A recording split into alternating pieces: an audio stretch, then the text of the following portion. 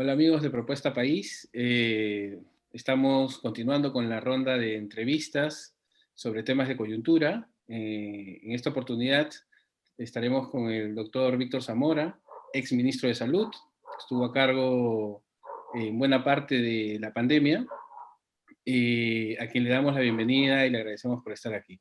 Y nos acompaña también Vlado Castañeda, que es docente de la Maestría de Gestión Pública de la Universidad del Pacífico y miembro integrante de Propuesta País.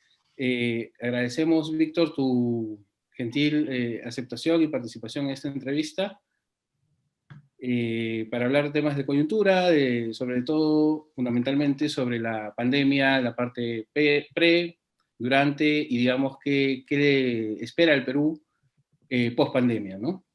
Muchas gracias. Muchísimas gracias a ti, Alfonso, Vlado, y a Propuesta País por esta entrevista. Espero que podamos tener un diálogo fructífero para el bien justamente de nuestro país. Queríamos empezar la entrevista viendo un poco cómo fue el entorno previo a la pandemia. Digamos, muchos o algunos mencionan que nos demoramos un poco en adoptar medidas para adoptar los contagios, para evitar los contagios, ¿no?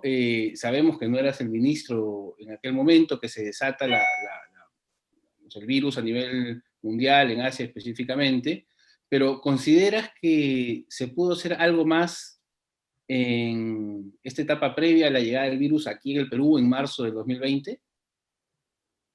Ciertamente.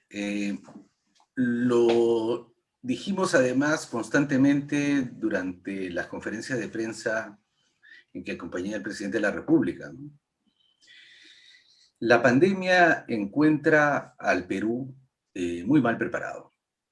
Un sistema de salud ciertamente precario en su capacidad de respuesta, fragmentado en su organización. Tenemos 6 organizaciones públicas nacionales: Ministerio de Salud, Seguridad Social, la Policía, las Fuerzas Armadas, en sus 3 divisiones, naval, aérea y militar.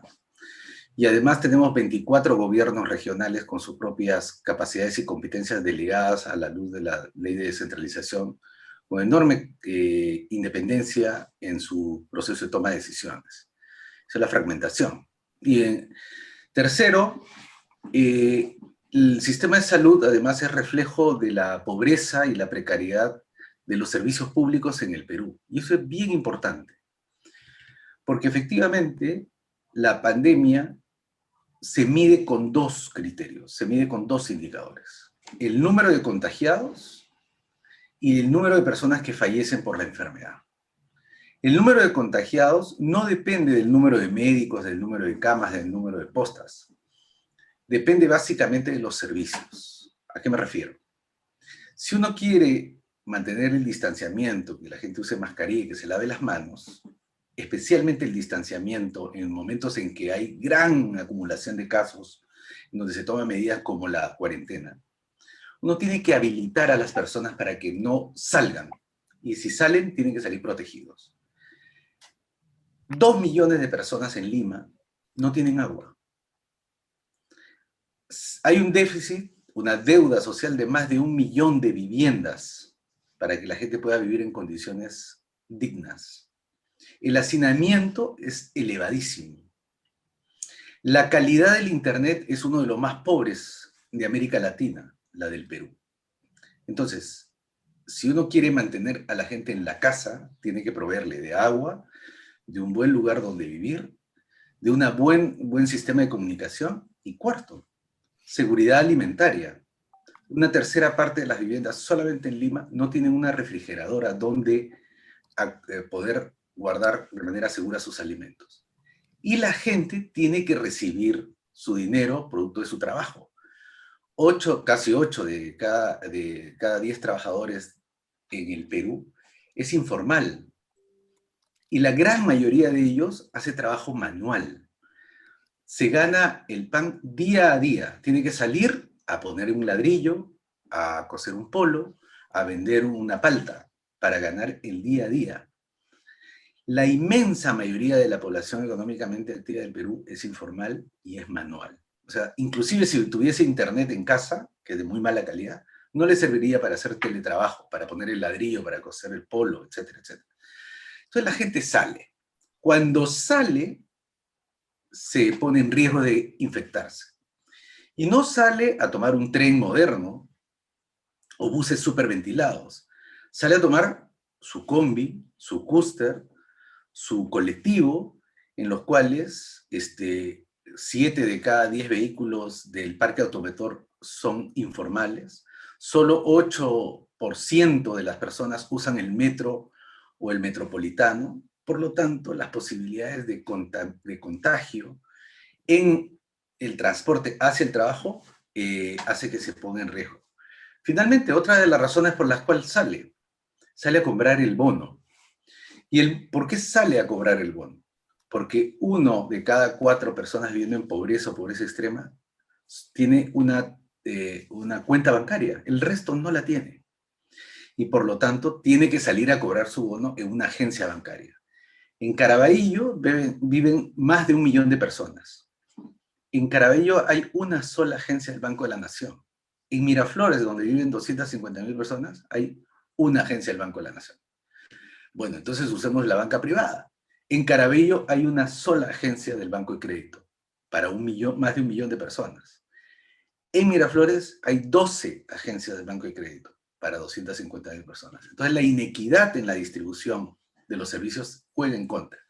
Todo eso ha llevado a que haya un altísimo nivel de contagios, a pesar de que el Perú hizo el cierre de todas las posibilidades de contagio muy rápidamente. Eso nos ayudó a reducir el número de contagiados y, por lo tanto, de hospitalizados, pero no pudimos sostenerla en el tiempo. Hasta hace un mes todavía seguimos pagando la primera parte del primer bono. Así que no pudimos sostener esta medida y rápidamente la gente empezó a salir de sus casas para buscar alimento, para buscar algún trabajo, transportándose en condiciones muy de riesgo. De toda esa masa de infectados, una porción llegó en condiciones muy graves a un sistema de salud como te lo he descrito, muy precario. Por poner 2 ejemplos, Alfonso, si me permites. Claro que sí. Nosotros cuando empezamos la epidemia, ya se han dicho estas cifras hasta el cansancio, teníamos muy pocas camas de hospitalización dedicadas a COVID, solamente 3.000. 100 camas a UCI. 88% de nuestro servicio de atención primaria en condiciones muy lamentables de infraestructura, equipamiento y servicios básicos. Una tercera parte de nuestros servicios de atención primaria no tiene agua potable. De los servicios de salud no tienen agua. Y lo que nos golpeó durísimo fue que a lo que ya era nuestra brecha de recursos humanos, que se calcula aproximadamente el déficit de recursos humanos del sistema de salud es de 70.000 trabajadores, se sumó la salida masiva de trabajadores hacia sus domicilios por ser obesos, hipertensos, diabéticos o mayores de edad.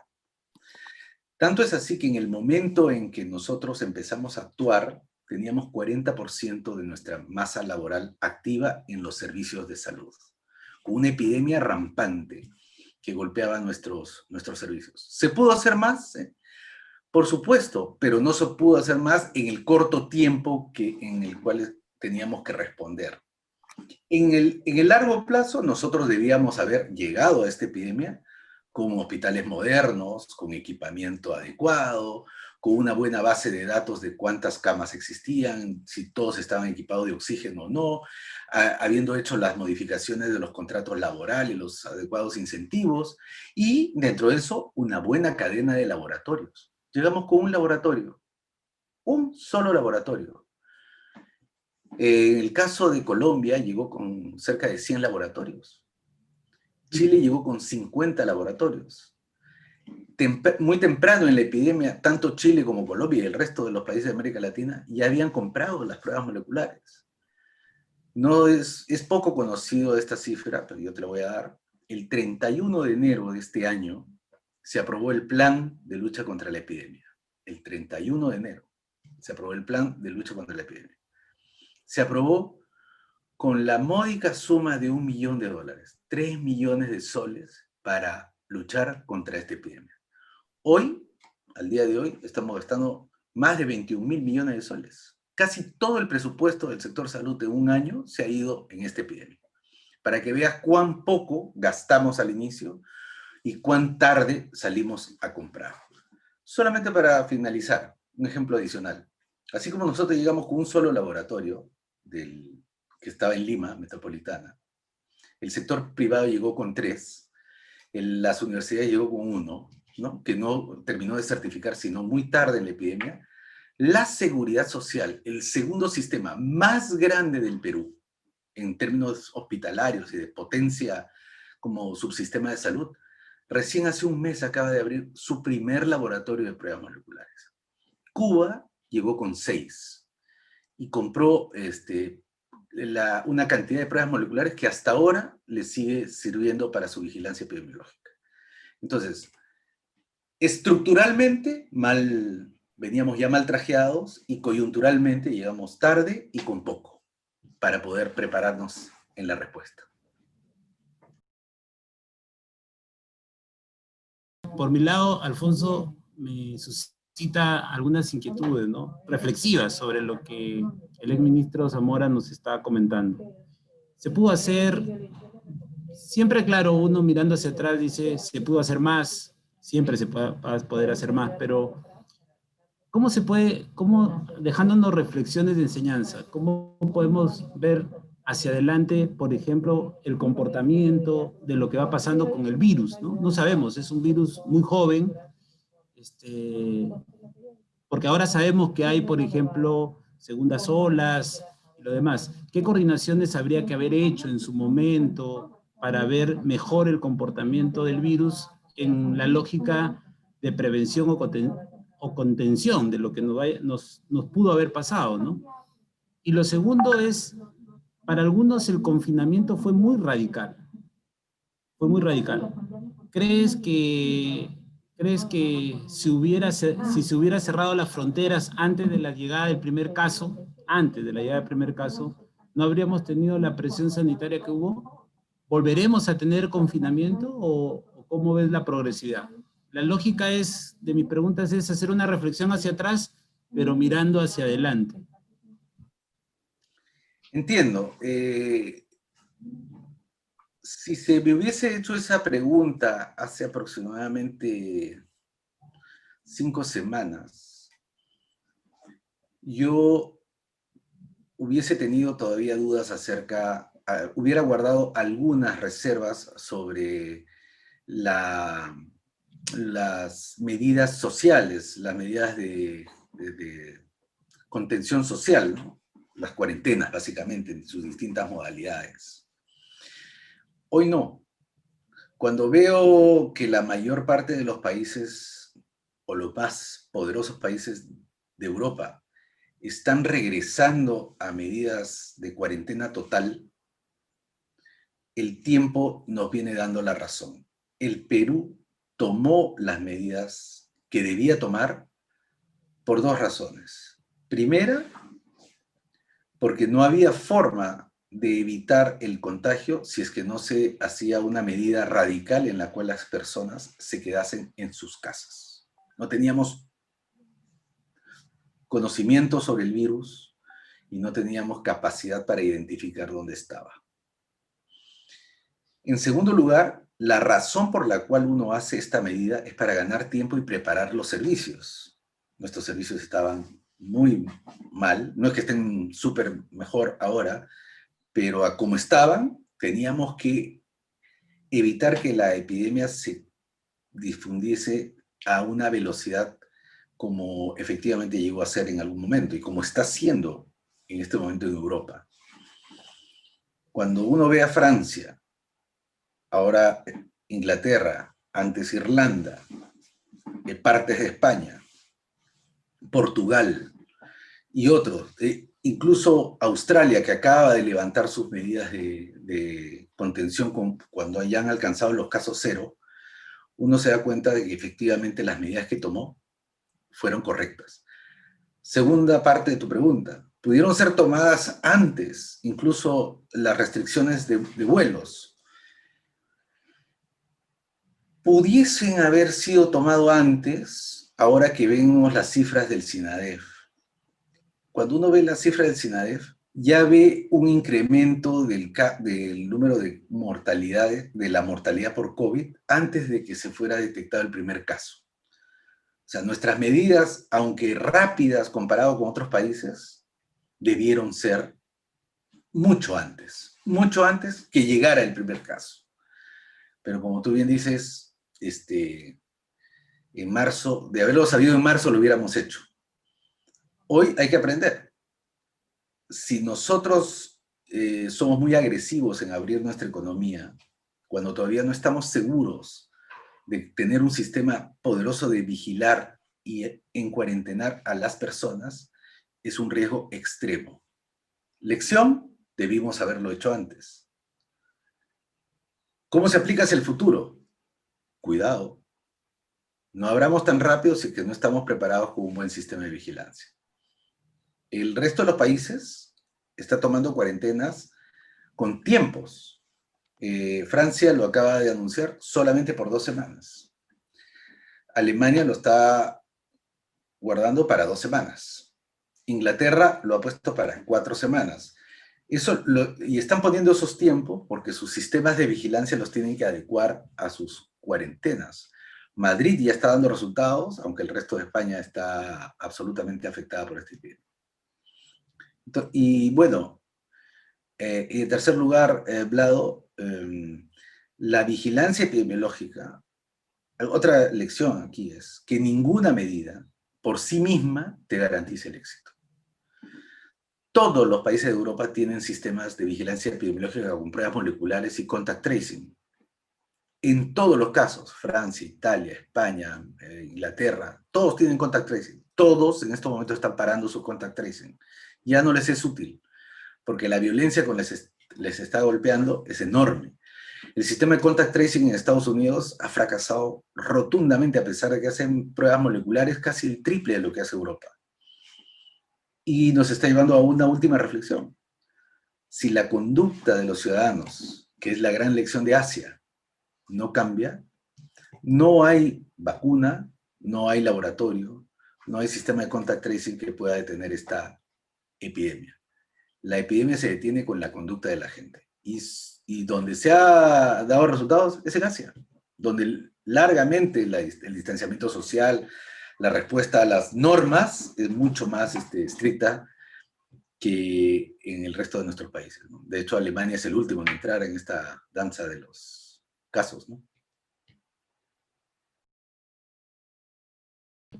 Bien, Víctor, justo hablando del tema de la conducta de las personas, veíamos al inicio de la cuarentena, en marzo, que algunos policías llevaban a la comisaría pues, a un señor que paseaba a su perrito en Miraflores, mientras que en distritos ubicados en la periferia de Lima salían a vender sus mercancías como si no hubiera pandemia, no hubiera medidas de confinamiento. Incluso en Iquitos se veían imágenes donde la gente salía con cajas de cerveza a hacer colas interminables, ¿no? El principio de autoridad se llegó a cumplir, la informalidad pudo más. ¿Esto en qué medida consideras que influyó en, digamos, en que se esparza el virus de una manera más rápida? A ver, en el Asia funcionan las medidas de cuarentena por 2 y hasta 3 razones. Una primera, porque hay una base cultural, ¿no?, que lo sustenta. Segundo, porque hay un Estado potente que es capaz de ejercer medidas que llegan hasta los individuos en todo el territorio nacional. La vigilancia de la gente en China No es igual que la vigilancia de la gente en el Perú. Y tercero, las medidas de coerción sobre la libertad son mucho más abiertas en Asia que en cualquier país de Europa, de América Latina o incluso de Norteamérica. Una de las grandes limitaciones en nuestros países para poder hacer el sistema de trazado de contactos es que depende de que uno pueda tener acceso a la información sensible de cada persona. Eso en Asia es imposible. La información sensible no existe por la legislatura. Todo el mundo sabe lo que tú haces y dejas de hacer durante todo el día. No hay información que el Estado no sepa acerca de tu existencia. Y eso estoy hablando no solamente de los países que tienen regímenes, digamos, como la China comunista, sino estoy hablando de Corea del Sur, estoy hablando de Singapur, donde las libertades individuales son bastante restringidas. Entonces tu nivel de cumplimiento es alto. Por cultura y por capacidad del Estado. En nuestro país, ya Sinesio López ha incluso escrito un libro largo sobre las calidades de la ciudadanía, ¿no? En el Perú abunda la ciudadanía de baja calidad. Así como hay un estado de baja calidad, de baja penetración, de baja cobertura, hay una ciudadanía de baja intensidad. La ciudadanía de la supervivencia, ¿no?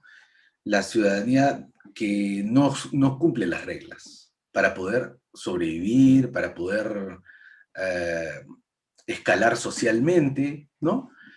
Entonces tenemos una ciudadanía de baja calidad, aunado, pues, entre otros factores, a un nivel educativo muy bajo en el Perú, ¿no? Además, nuestro sistema coercitivo, como lo es todos los servicios públicos, Alfonso, son de muy baja penetración.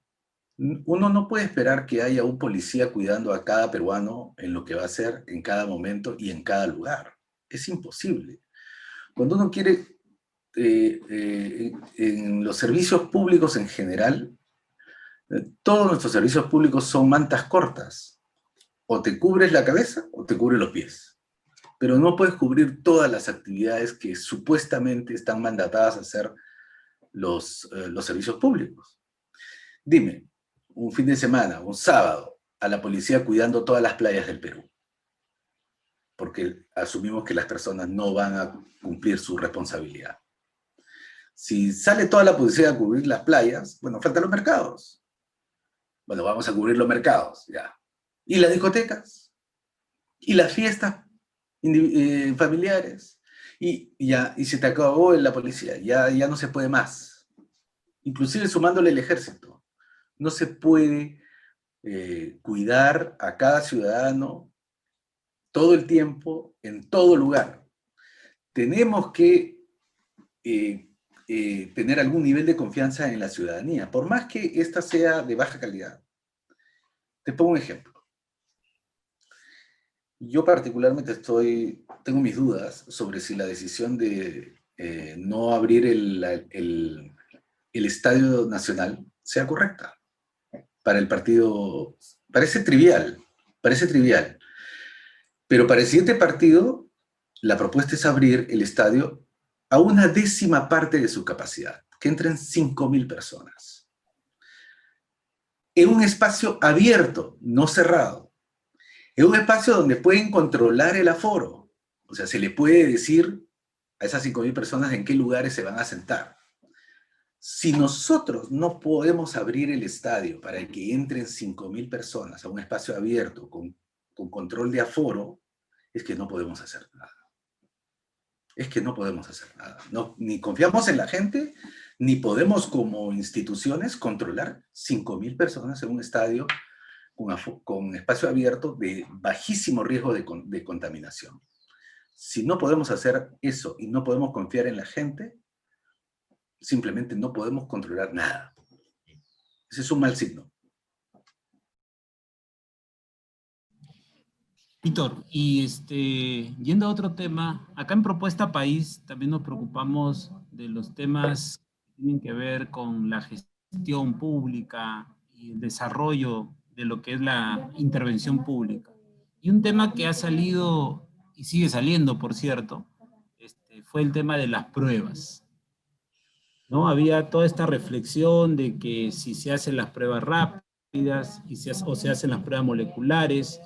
Y en esa lógica, inclusive han habido comentarios sobre que era mejor una que la otra en un determinado momento, en un determinado contexto. Y además porque en los países europeos también se han hecho miles de pruebas diarias. En algunos países mucho más que el Perú, muchas veces más que en el Perú. Y entonces ahí también nos suscita, desde un punto de vista nuevamente de la gestión pública, si hay elementos asociados, por ejemplo, a que hubieron retrasos en la adquisición de pruebas u otros elementos de gestión coyunturales a todo lo que ha sido la gestión de las pruebas. ¿Qué reflexión, ya a la luz de mirar en el tiempo nuevamente estas cosas, tú sacas? Y además porque a veces sigue saliendo por angas o por mangas este tema de las pruebas rápidas y las pruebas moleculares. Ahí, ¿qué reflexión nos puedes entregar a la audiencia que tenemos? Mire, en primer lugar, yo milito en el enfoque sistémico, ¿no? Yo no creo que una sola medida aislada pueda servir para resolver un problema de tamaña complejidad. Inclusive dentro del sistema, si uno ve el sistema para poder hacer las pruebas diagnósticas. Para hacer las pruebas diagnósticas de cualquier tipo, antes de entrar al tema, se necesita un laboratorio, una infraestructura, se necesita un equipo, se necesita un personal adecuadamente entrenado para procesar las muestras, se necesitan los insumos con los cuales va a trabajar ese personal y se necesita una red enorme de gente recolectando las muestras para llevarlas al laboratorio. Y además un sistema de información, ¿no? Para que rápidamente la gente sepa el resultado de su prueba. O sea, comprar las pruebas es solamente un elemento. Es más, si mañana nosotros, si digamos, el 20 de marzo que yo asumí la responsabilidad, hubiese tenido la posibilidad de comprar 20 millones de pruebas en ese momento, era imposible procesar 20 millones de pruebas, dado que no teníamos la infraestructura. Teníamos un solo laboratorio en Lima. Segundo, no teníamos los equipos para procesar esas pruebas. Tanto así que la capacidad máxima del Instituto Nacional de Salud era 500 pruebas día. Tercero, no teníamos el personal entrenado para manipular todas esas pruebas que llegan para la prueba molecular, todas las muestras, vienen con virus vivos. No están muertos. Son muestras extraordinariamente contaminantes. Y finalmente, una red nacional capturando esas. ¿Cuál era nuestra red nacional? 250 equipos de personas que visitaban a los domicilios a sacar la muestra. 250 personas. Hoy día, en Alemania, solamente para el sistema de trazado de contactos han contratado 10.000 personas. No para recolectar las pruebas, sino para hacer trazado de contacto, que es la parte adicional. Nosotros teníamos 250. Cuando Arequipa llegó al punto máximo de su epidemia, tenían 3 equipos. 3 equipos recolectando muestras en la comunidad.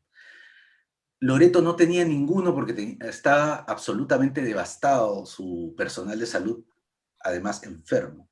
Entonces, sí, la prueba molecular es la mejor prueba.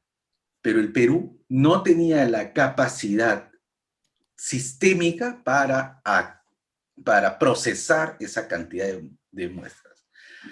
Se ha dicho una segunda cosa. ¿Por qué no se trajo al sistema privado? ¿Por qué no se trajo a las universidades? Tanto el sistema privado acreditó 3 laboratorios el 31 de marzo. La Universidad Cayetano Heredia acreditó en junio de este año. ¿Qué pasa con la Universidad Cayetano Heredia? Hoy, después de junio, ha procesado no más de 300 muestras en todo el país. Hoy día es el sector privado el que más procesa. Lima Metropolitana. ¿Y el resto del país?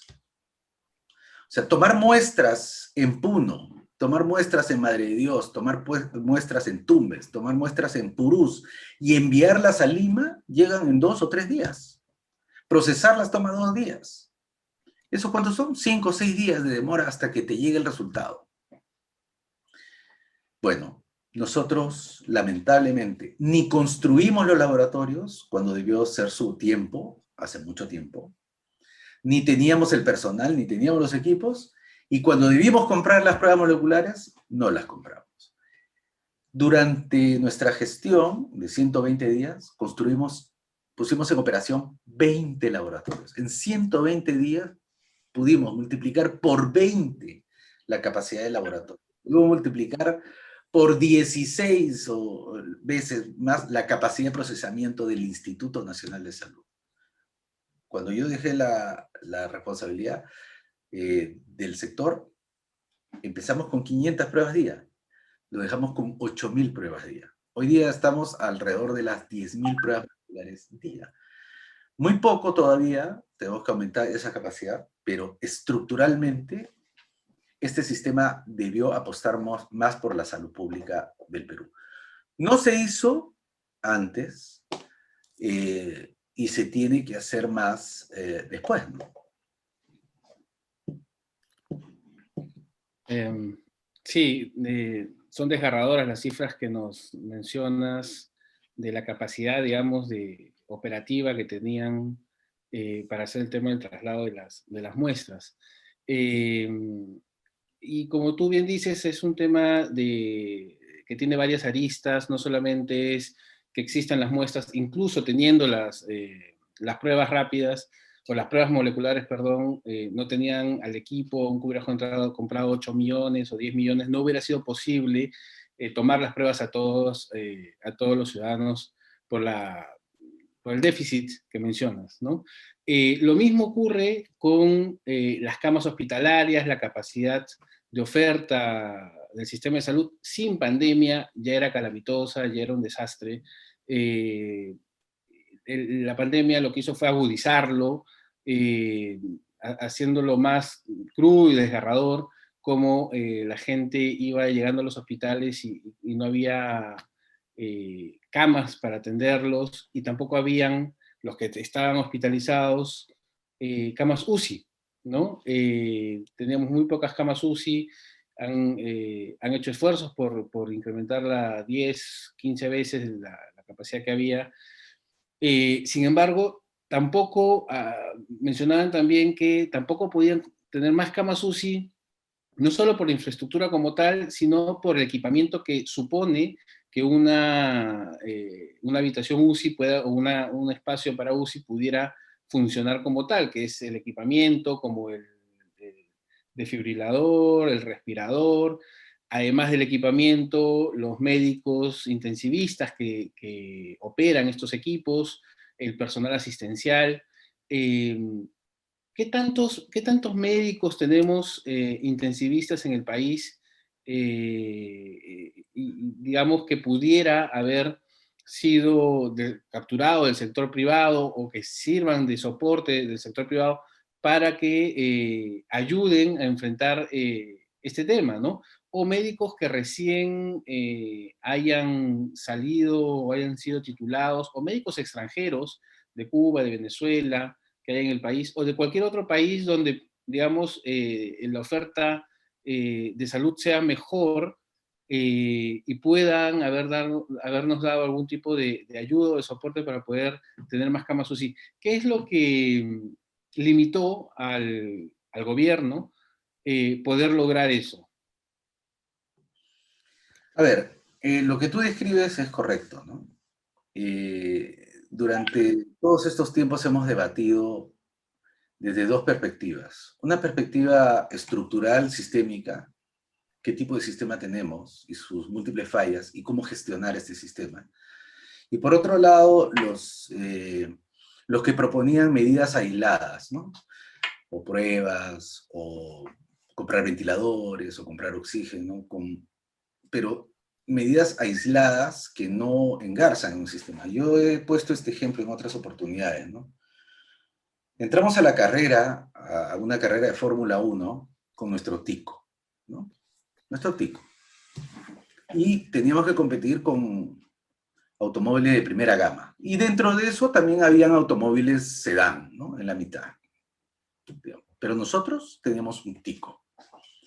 Ese tico, en esos 120 días probablemente, y hasta ahora, se sigue haciendo modificaciones y se le está haciendo crecer.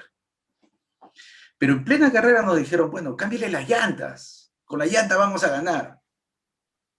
Póngale una llanta de Fórmula 1. Bueno, ni le iba a hacer, ni iba a funcionar con la llanta de Fórmula 1 porque el tico sigue siendo un tico. Tengo que cambiar el motor, tengo que cambiar el conductor, de hecho cambiaron el conductor, tengo que cambiar el chasis, tengo que cambiar los asientos que vendría a ser la hospitalización, tendríamos que cambiar todo el sistema de información del carro, ¿no? Tengo que hacer un montón de cambios.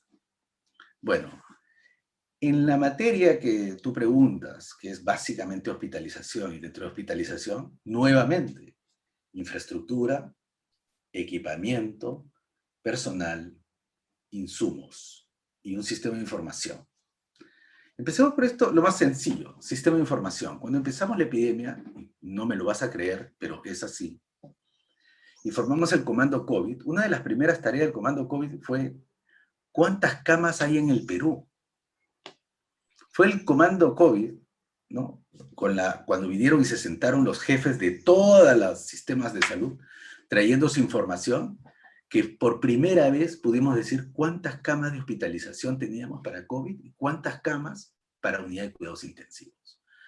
Antes no teníamos forma de saberlo, y eso lo tuvimos manual. Luego generamos un sistema que ya el presidente progresivamente todos los días en nuestra página web decía cuántas camas hay, ¿no? Cuántas camas están ocupadas, cuántas camas están vacías, y luego se criticó de que eso era una medida que no daba una idea de lo que estaba pasando. Bueno, no teníamos al inicio de la operación el sistema de información. No sabíamos cuántas oxígeno se usaba en el Perú, quiénes tenían oxígeno, quiénes no tenían oxígeno, qué máquinas utilizan para proveer oxígeno, cuántos balones, quién es su proveedor, cuánto pagan, cuál es su capacidad de retorno. No sabíamos nada. Bueno, ese era el sistema de información del Perú. Ese es nuestro sistema de información del tico, ¿no? No sabíamos si teníamos gasolina, si teníamos aceite, no teníamos nada. Bueno, le pusimos esos monitores. En segundo lugar, camas UCI. Tú bien lo has señalado. Una cama UCI no es el colchón, no es el catre. Es el colchón, es el catre, es el respirador, es el ventilador mecánico, es el aspirador, el desfibrilador, etcétera, etcétera. Es todo un conjunto más las personas que trabajan ahí. En algunos casos no pudimos ampliar las UCIs porque no había infraestructura.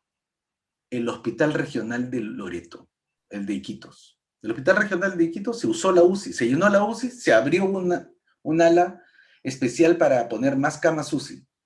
Ya no se podía más. No se podía ampliar más en Iquitos. Y las personas fallecieron en gran cantidad de Iquitos, entre otras razones, porque no había infraestructura donde atenderla. En otros lugares, Madre de Dios, no había intensivista, cero, ni uno solo. En Madre de Dios, el único intensivista que trabajó en Madre de Dios vino de Bolivia a trabajar en Madre de Dios, el único. En San Martín, que golpeó en Moyobamba, en Tarapoto, en Juanjuy y en Tocache, 4 epidemias al mismo tiempo, los intensivistas no alcanzaban, todos en Tarapoto. Tuvimos que acudir a Médicos Sin Fronteras. Enviamos médicos intensivistas traídos desde España para apoyar a San Martín y a Huánuco.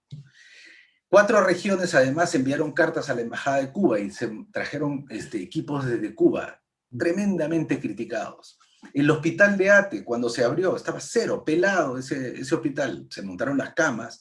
Los primeros intensivistas en ser contratados para Ate, venezolanos, de nacionalidad venezolana. En Apurímac, donde hay una iniciativa privada sin fines de lucro que tiene un hospital en Apurímac, ¿no? Tuvieron problemas para poder operar su unidad de cuidados intensivos porque el colegio médico no les daba la certificación a los intensivistas europeos que trabajaban ahí. Pero finalmente todo va a caer sobre los hombros de los 2 más grandes sistemas, el Ministerio de Salud, la Seguridad Social y, bueno, el sector privado. ¿Cuántos tenemos? 700 intensivistas. No tenemos más. Aproximadamente de esos 700, 500 están en la ciudad de Lima, 200 se reparten en el resto del país.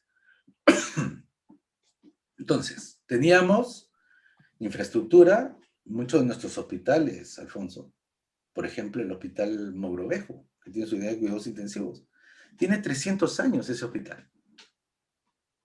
El Hospital 2 de Mayo tiene más de 100 años, ya tiene casi 200 años de haber sido construido. Infraestructura hospitalaria precaria, abandonada. En algunos casos, Alfonso, cuando nosotros empezamos la epidemia, recuerda las cifras, 3.000 camas de hospitalización para UCI, 3.000 camas de hospitalización general, 100 camas de UCI. En el Poder Judicial teníamos 5.000 camas en algún punto de juicio, en algún juicio, y teníamos cerca de 400 camas UCI paralizadas en el Poder Judicial. Ya sea a nivel de un plano, porque se hizo la licitación y la licitación se cayó por el juicio, o no, hospitales no entregados, nuevecitos, que no han podido ser entregados porque están en arbitraje, están en un contencioso legal. ¿Producto de qué? De mala gestión y de la corrupción. El sector salud es el segundo sector más corrupto de los sistemas públicos después de transportes.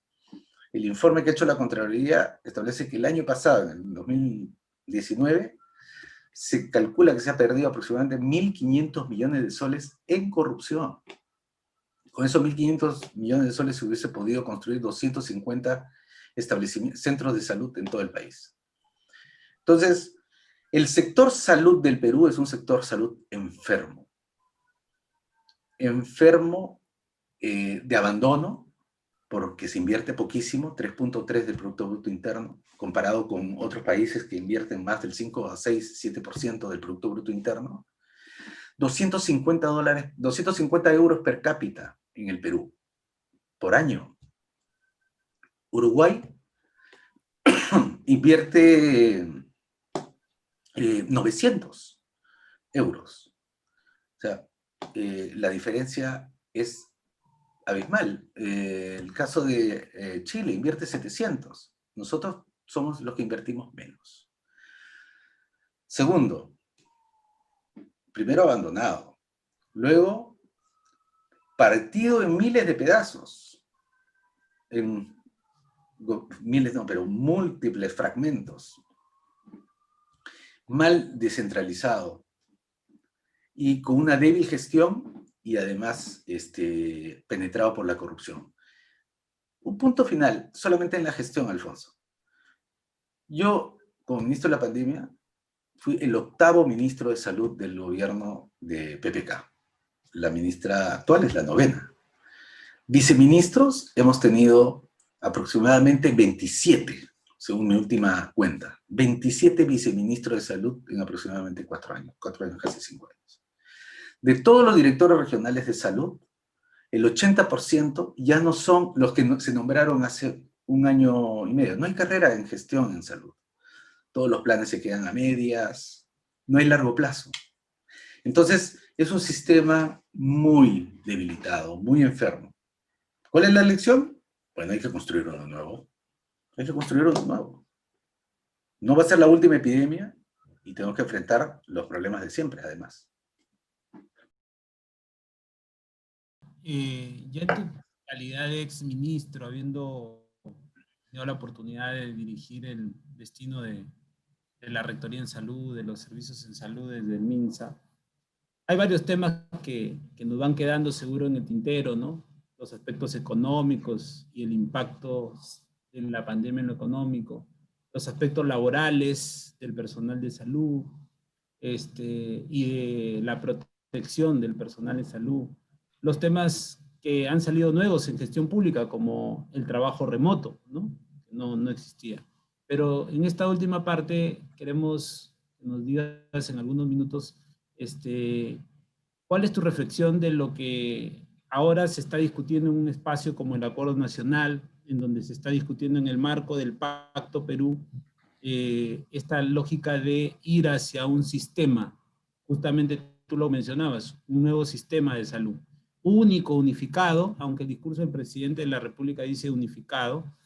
¿Qué te suscita eso? ¿Qué esperas de esa reflexión, diríamos, política que se está haciendo en ese espacio y que en este mes, supongo, nos deben entregar algún documento estructurado para reflexionar ya en el marco del proceso electoral que estamos ya desarrollando actualmente con las internas y que seguro va a ser parte de las prioridades que se van a abordar hacia lo que viene al 2021, teniendo en cuenta pues nuestro bicentenario, ¿no? ¿Qué sistema de salud tenemos que reflexionar hacia el bicentenario? Mire, ya es una pregunta que da más bien hacia el sueño, ¿no? Es aspiracional. Los mejores sistemas de salud del mundo capitalista, son sistemas únicos. Los mejores sistemas de salud son sistemas únicos, financiados por impuestos. Esas son las dos características que tienen los grandes sistemas de salud. El primer ministro Boris Johnson, cuando enfermó de COVID, se atendió en un hospital público. No se fue a una clínica privada, se fue a atenderse en el hospital público que le correspondía como ciudadano británico. El presidente Trump, cuando enfermó de COVID, se atendió en un hospital público, que es el Hospital Naval de los Estados Unidos, público.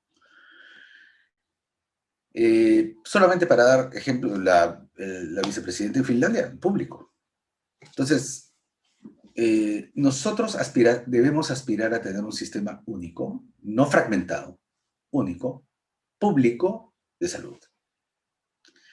Financiado fundamentalmente por impuestos. Y digo fundamentalmente porque ya hay voces que se oponen a la creación de un fondo entre la Seguridad Social y el SIS, porque temen de que la inversión se reduzca a lo que se paga por SIS per cápita. Cuando es al revés. El fondo debería crearse sobre la base de lo que hoy día se gasta en el per cápita de e-salud y hacer crecer el financiamiento del SIS para equiparar a todos los ciudadanos en una plataforma única de financiamiento. Entonces, un sistema único, público. Segunda característica, moderno. Y hay tres tipos de modernidad. Uno, la modernidad de la gestión, o sea, con gestión predecible, o sea, no con gestores de 3 meses, 2 meses, con altísima rotación, que no tienen evaluación de desempeño. No, una plataforma de gestión pública fuerte. Segunda característica de la modernización, de base tecnológica. No puede ser que sigamos siendo una organización que sustenta todos sus procesos en papel. Tenemos que ser altamente tecnificados, más aún con la brecha de recursos humanos que tenemos. En mi gestión se aprobó el decreto legislativo que abre las puertas para el uso de la telemedicina a un nivel que no lo teníamos antes. La tercera característica de la gestión es, como somos un país unitario, descentralizado, se tiene que revisar y replantear las bases de la descentralización. Una tercera característica es que sea honesto, un sector en el cual nos hayamos liberado de la corrupción. Y por lo tanto, nosotros debemos invertir para reducir la corrupción en el sector salud. La corrupción en la infraestructura, en el equipamiento, en los medicamentos, etc. Y en cuarto lugar, que responda a las necesidades de la gente. Y hay dos criterios que nos hacen ver, hasta tres criterios que nos hacen responder si estamos respondiendo a la gente o no. Primero, ya el COVID nos ha demostrado, no hemos podido responder a sus requerimientos para reducir la mortalidad. Tenemos una altísima mortalidad, no lo pudimos hacer. Nuestro sistema de salud no respondió a lo primero que debía responder: sálvame. Segundo, no me maltrates. La primera razón hoy por la cual la gente no va a los servicios de salud, y eso lo dicen las encuestas nacionales de hogares, es que los maltratan. Y el maltrato tiene varias caras: colas largas, maltrato en la puerta, 10 veces tienen que sacar su historia clínica, tienen que pagar por debajo de la mesa para que los atiendan. Los maltratan, nos maltrata, el sistema de salud nos maltrata. Y tercero, que no vuelva a gastar en salud. Alfonso, Vlado, de todo lo que invertimos en salud en el Perú, una tercera parte sigue viniendo del bolsillo de la gente. De esa receta que no encontró el medicamento, fundamentalmente del medicamento. No la encuentra en la farmacia del establecimiento, tiene que cruzar la calle y comprar en el sector privado. No está mal que lo compre en el sector privado, pero es una obligación del Estado entregarle ese medicamento. Esas personas tienen un seguro, ya no tienen que gastar de bolsillo. Y siguen gastando de bolsillo por incapacidad, por corrupción, por inoperancia, por lo que fuere. Entonces, el sistema tiene que responder a la aspiración de la gente de que le resuelva sus problemas. Que al resolver el problema no lo maltrate. Y tercero, que al tratarse su enfermedad no se empobrezca. Si podemos hacer esas tres cosas a través de un sistema único de salud, creo que eso es lo aspiracional. Eso es las metas que nosotros debemos poner desde el Bicentenario hacia adelante. ¿Va a costar? Pero por supuesto. Queremos que ese tico desaparezca y nos convirtamos en un auto moderno. Bueno, tengo que invertir, tengo que gastar más. Y tenemos un cliente interno, finalmente, y eso es para terminar. Nuestros trabajadores de salud. Nuestros trabajadores de salud, sus contratos se han precarizado, no tienen seguro. Las condiciones en las que se trabaja en un hospital de 300 años, de 200 años, de 100 años, hospitales sin agua, son condiciones indignas para cualquier trabajador en general y para un trabajador de salud en particular. Nuestros colegas han fallecido, se han enfermado por las condiciones en las que trabajan. Y no es solamente COVID. Nuestros colegas se enferman de tuberculosis. Nuestros colegas los golpean los pacientes o sus familiares que están hartos del maltrato. Nuestros trabajadores viven inseguros cuando cada fin de mes no saben si le van a renovar el contrato. Y cuando ellos se enferman, tampoco tienen seguro. O sea, no es posible que nuestros trabajadores de la salud sigan en esas condiciones. Bueno, muchísimas gracias, Víctor. Muy clara la explicación sobre tu análisis de la pandemia, sobre lo que se viene y nada, hasta una próxima oportunidad aquí con todos nuestros amigos de Propuesta País. Muchas gracias. Muchas gracias a ustedes.